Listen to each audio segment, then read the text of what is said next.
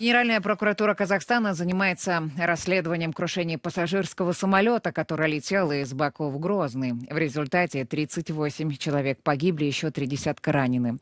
На борту находились 62 пассажира и 5 членов экипажа. Все граждане Казахстана, России, Азербайджана, Таджикистана и Киргизии.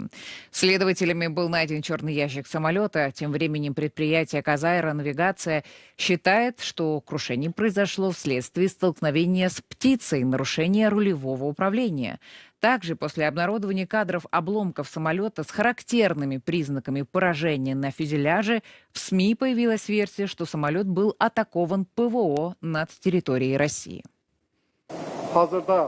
В настоящее время расследование продолжается в тесном сотрудничестве с прокуратурой Казахстана. Рассматриваются все возможные версии, проводятся все необходимые экспертизы. На данный момент говорить о конкретных результатах расследования преждевременно. В настоящее время продолжаются аварийно-спасательные работы. В настоящее время госпитализировано 28 человек, из них 2 детей. В Казахстане вблизи Актау разбился самолет авиакомпании Azerbaijan Airlines, летевший из Баку в Грозный. В сети появились кадры падения борта.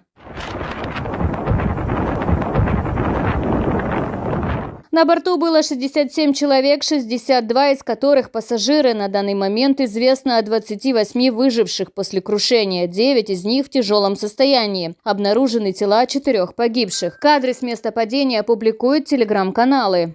Самолет упал.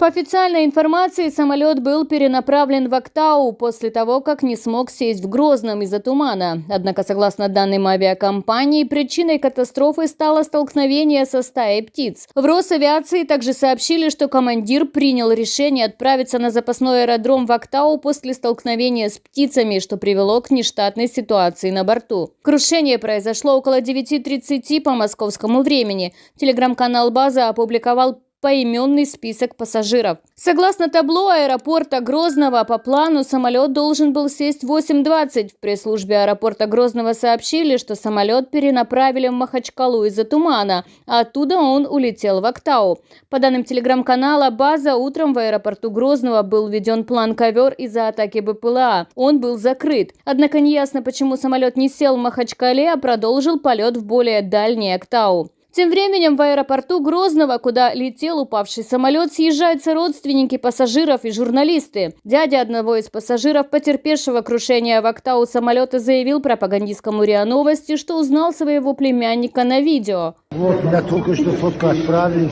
видео отправили, все, он жив, здоров, на ногах ходит. Президент Азербайджана Алиев после крушения самолета вернулся в Баку с неофициального саммита СНГ, который проходит в Ленинградской области.